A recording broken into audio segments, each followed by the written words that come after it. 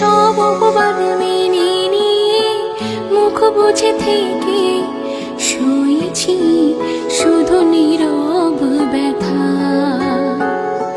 হো তবু চাইব থেকো সুখে, বলবো না কখনো কাউকে সত্যি কথাটা। আমার অনুভূতি নিয়ে খেলেছো তুমি, বুঝবে ঠিকই